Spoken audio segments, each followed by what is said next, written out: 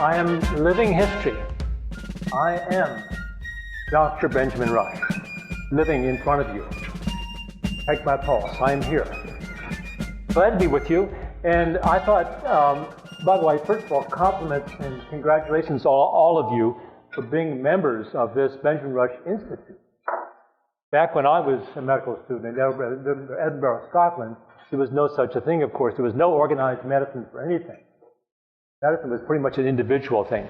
But I thought I'd spend the next number of minutes bringing you up to date or letting you know what life was like in the 1700s in the practice of medicine. And in certain ways, they're vastly different in terms of the practice as you expect. But there are certain things that are pretty much the same, and maybe certain things, as you'll see that I'm talking about, still you meet the same kind of problems in relationship to medicine and the public arena.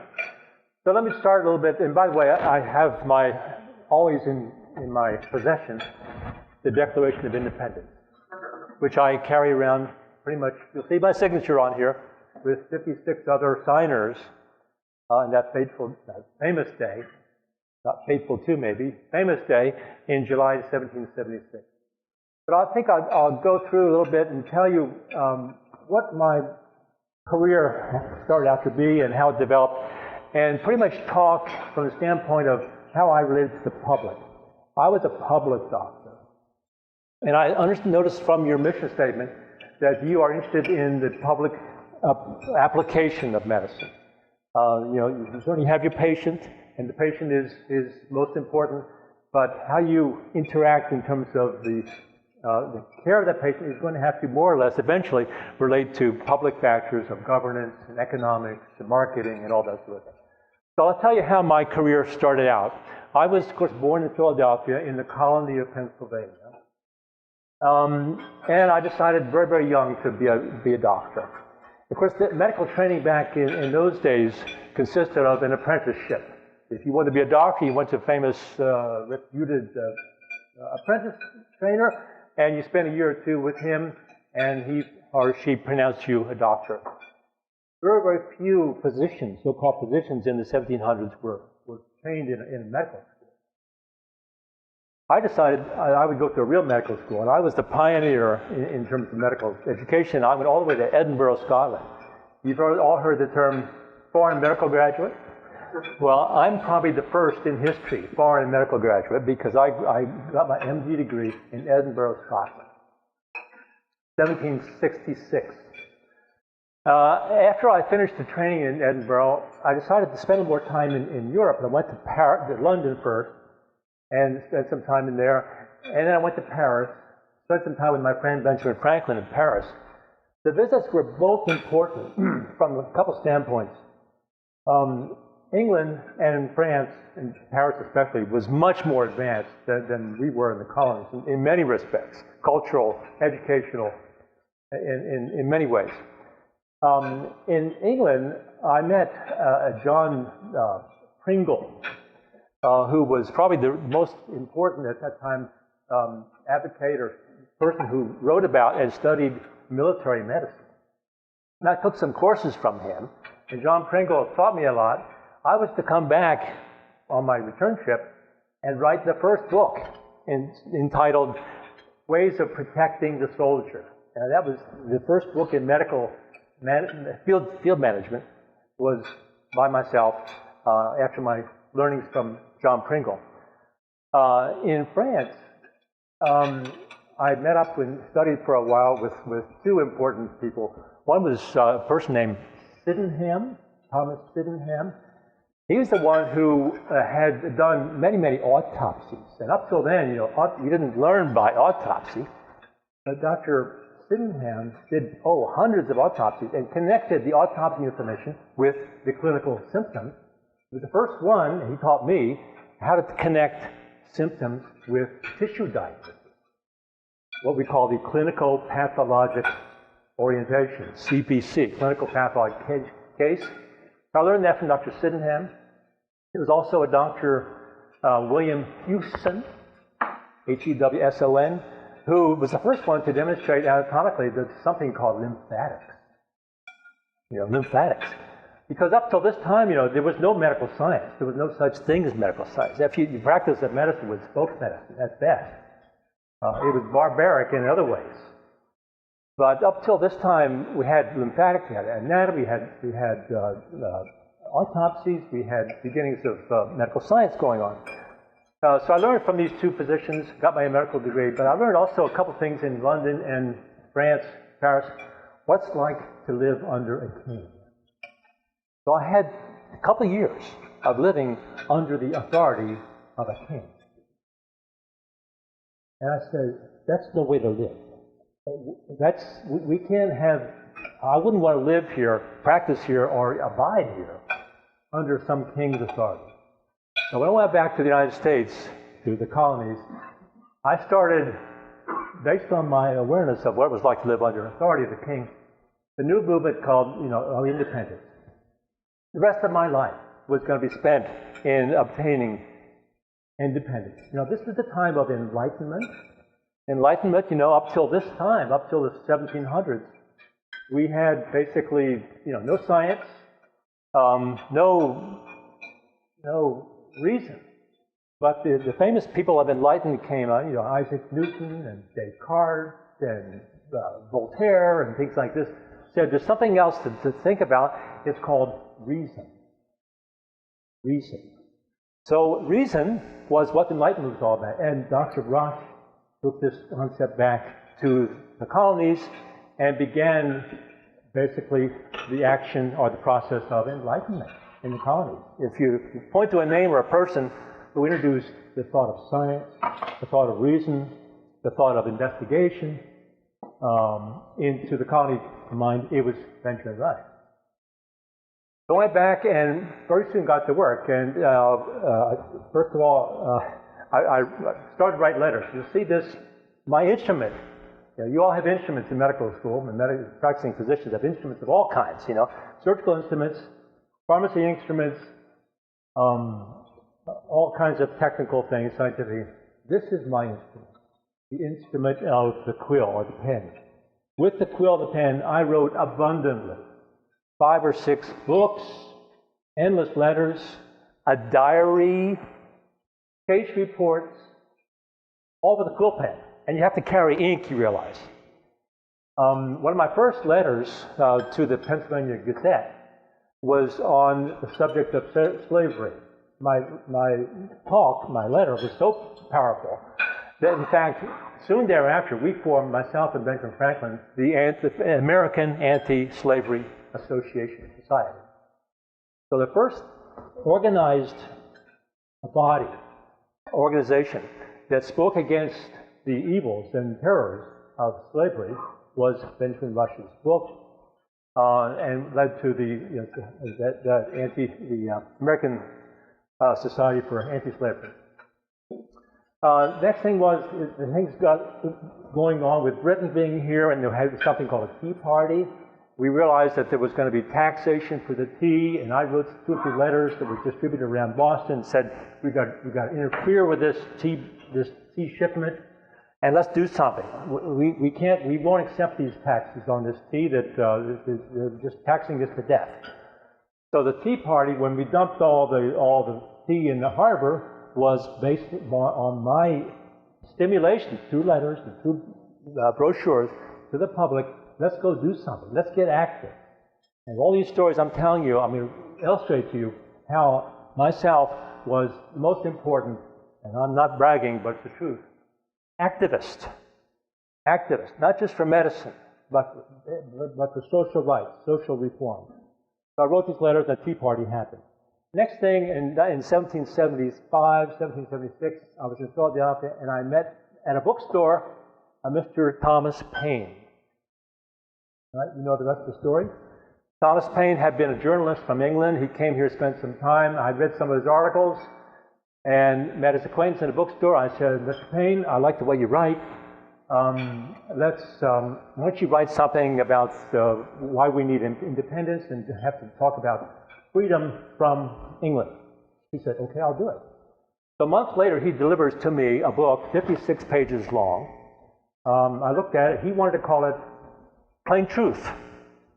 I said, I like the idea, I like the way you've written, I'd like to change the term to common sense. And that he accepted that. So it was my title, it was my idea to write the book.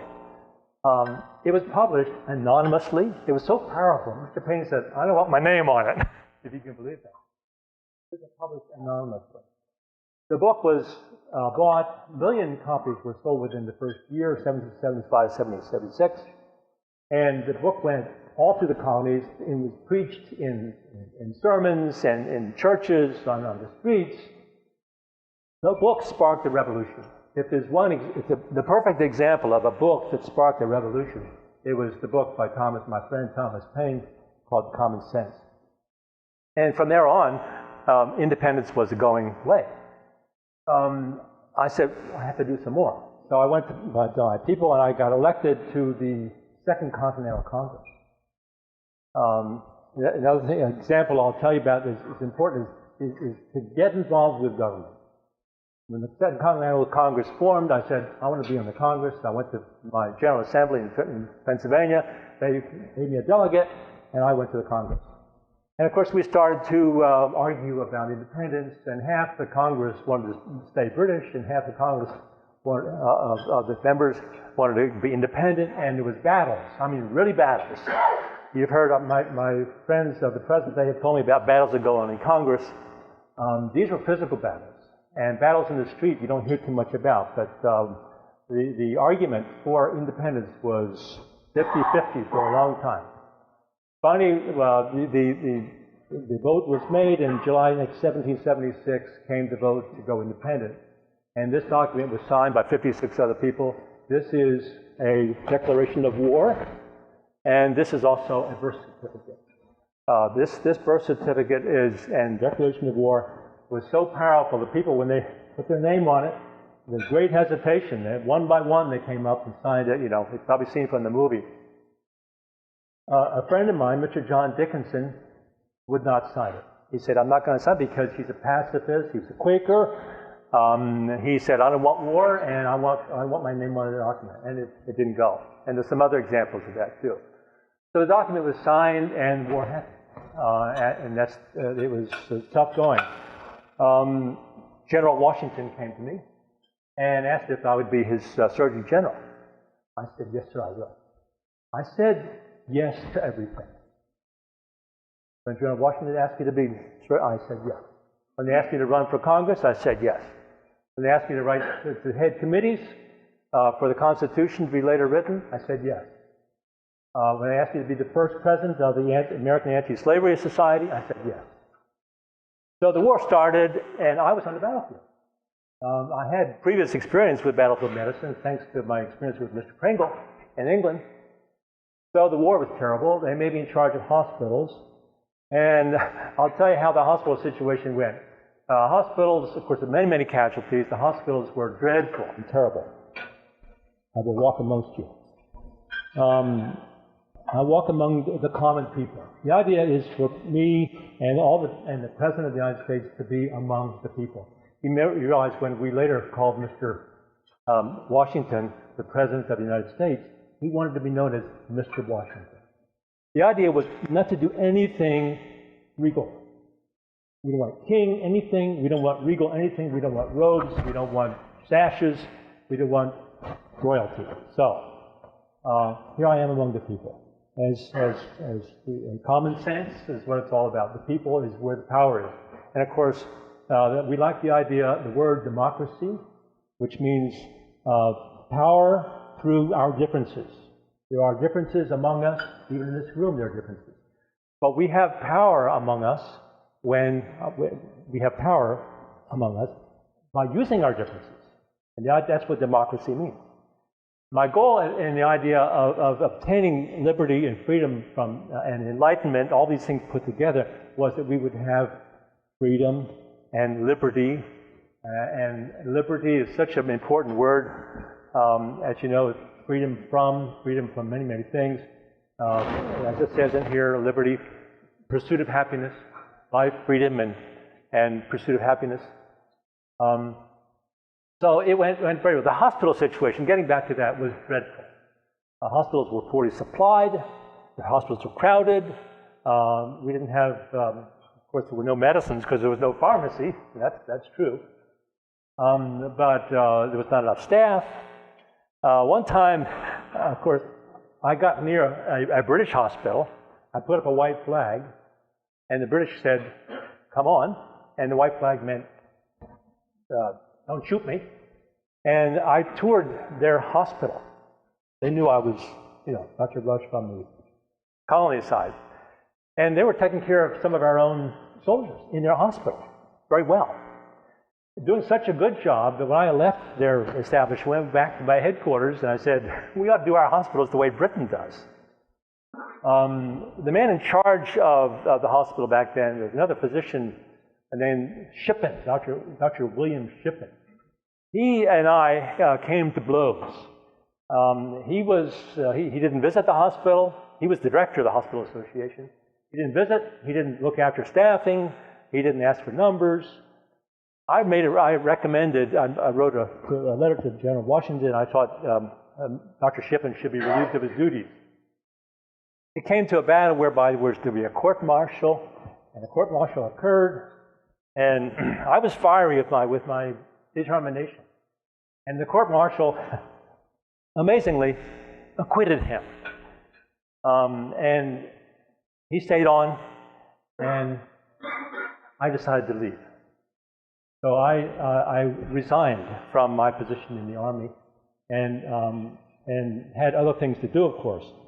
But it was a tough point. The other point about me and General Washington is that when I saw that things weren't going well, publicly or militarily, I said so. I spoke up. I wrote letters to General Washington and to the Congress and said, I think we need a new general. That didn't go well. As you can imagine, that didn't go well. And I wrote a number of letters, and there were hearings, and it was, in fact, General Washington and the Army did lose all the way through the first 2 to 3 years. They didn't win until they went to Trenton. So for 2 or 3 years, our Army had no equipment, had no uniforms, it only had one good leader. And they almost froze to death at Valley Forge, as you know. All that was such a bad scene. Until they went to Trenton did they have their first success. But at that time, not only me, but other people in the Congress were thinking that General Washington had to be replaced. But there's something about his persistence, his perseverance, his character, his magnificence. It turned out that he was the right man because he inspired membership, adherence, and soldiers were dedicated to him and sacrificed for him. And he was the right man for the right job in the big picture. I wanted something done more rapidly, more successfully, and that's the way it went. He stayed, and for good reasons, and it worked out well. So the end of the war came, and peace treaty was signed. I said, what are we going to do now? If you've had war and burning and peoples and casualties, what's the next best thing to do? Educate. Theoretically, if we can educate, there should be no more wars. If everybody in the world could be educated, there'd be no wars. Everyone would have knowledge. This is obviously optimistic kind of thinking, but that was the idea was, if we just finished the war, we better educate more. So I launched into a whole program of education. My first thought was, we need public education. Up till then, education was at home, in churches, things like this. I said, we need public education to be run by towns and cities. Towns and cities government pays for the education. It has to be free. Education should be public and free. So I started the American public school system. And it was good. Things went on from there, thank goodness. The other thing I said about education is we should educate in church. It's okay to find and go to your church, whatever church you want to go to is good, but there's more to church than worship. You should go out there also to learn morals, learn values, learn how to interrelate with people in a positive way, learn how not hate. But teach in school. So myself and my friend Bishop William White, Anglican bishop, started the American Sunday school system. What was called the first day system. First day of the week is Sunday, right? We call it the first day school, meaning Sunday school. It started at that time, and churches said, "Oh yeah, let's get our children and let's teach them in the way of our church," and it was a very good idea. So public school, church school, and then college. Well, what college did I start? No one knows. No one knows. What'd you say, man? Dickinson. How'd you know that? Okay. This woman back here, she grew up she's my daughter. In real life, that's my daughter, Susan. And we live in Carlisle, Pennsylvania. So when Dr. Rush was in Philadelphia, he said, "I want to start a college." You know? Well, everyone else around here, there was always people, when I said something, let's start something, he said, no. Let's do this, no. I said, we're going to start a college. Well, we have Princeton, we have University of Pennsylvania, we have William and Mary, we have Harvard. What more do you want? I said, I want to start our own college. And the problem was the University of Pennsylvania, or State University of Pennsylvania, had become state-run. That was no. When I heard that the University of Pennsylvania state-run, I said, we want no part of that. Again, we want private college. Private, not ruled by the government. Our college, any school, should be ruled by itself and its own school board, and not the government telling what to teach or how to teach. So I said, I want to go far out beyond in western Pennsylvania, in the western part of the county, of the state, in a little town called Carlisle. It's a farm town. And that's where I went with my friend, Mr. John Dickinson. And we found a building, and we said, let's make a college. And the college became Dickinson College. Dickinson College is, the timing was such that when the peace treaty was signed in Paris, Treaty of Paris, the Revolutionary War, the peace treaty was signed in Paris. 2 weeks later, the Pennsylvania Assembly gave the charter for Dickinson College. So Dickinson College is the first college, private college, in the United States of America, now a new country, since its birth. There were 12 other colleges, what we call colonial colleges. Colonial colleges, Princeton, Harvard, Rutgers, etc. But the first private college in the new country is Dickinson College. So I went out there and had a couple meetings and set up some teachers, and we wanted to teach what I call the liberal arts. Liberal arts. And you've heard about liberal arts. And my idea on liberal arts was free, yes, but liberty means, in the true sense, freedom of thought. And so the liberal arts are English, geography, astronomy, Greek, Latin, mathematics, general science, and music theory.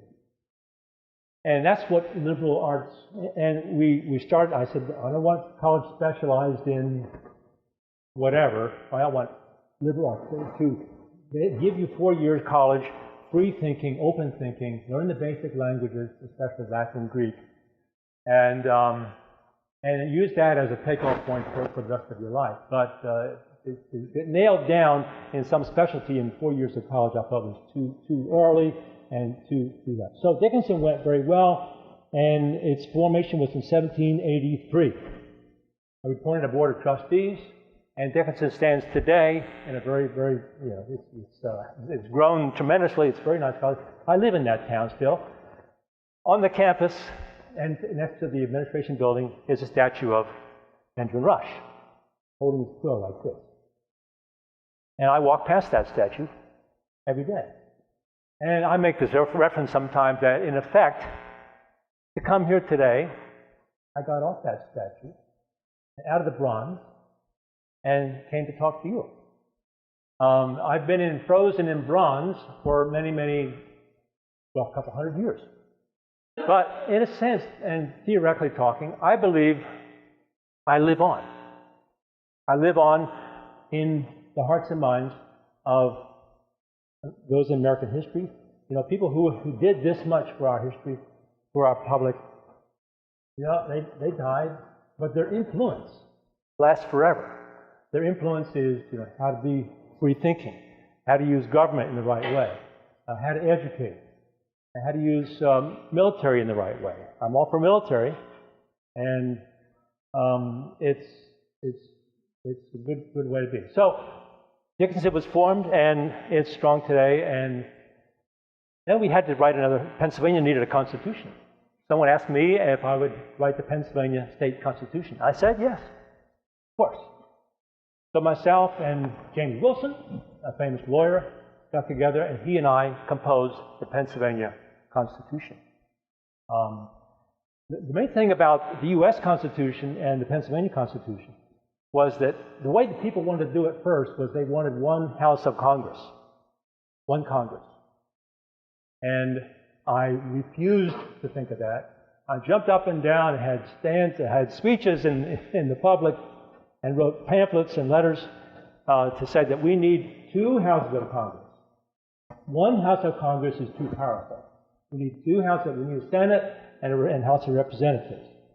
And they have to have co-equal power with the president. And so I fought for that. So the fact that we have two houses of Congress now in Washington here, and in most states, is thanks to Dr. Rush. It's too much like England, which has a parliament. Yes, there are different parties. They have Tory and Whigs and that kind of thing. But England has a parliament, and above all that is a king. So as I look back, they still probably do it in a very, very efficient way, effective way. The king and queen doesn't have, it has theoretical power, but you know how the system works. But we have two houses of Congress, thanks to my work. Then I wrote another book. It was now 1790. Getting near the end of my time, I wanted to write one more book, and it's important, I think, for me. I like the workings of the mind. So my final book was called Observations and Inquiries into Disorders of the Mind.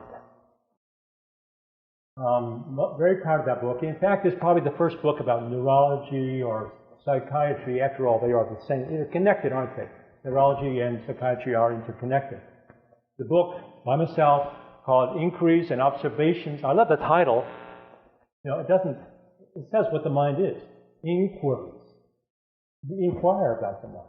We don't know everything about the mind, do we? Well, many things about the mind we don't know about. So if I title my book Inquiries, I have inquiries too about it. And observations. We observe the mind, working for the mind. And that's how we go through life. But that's my book.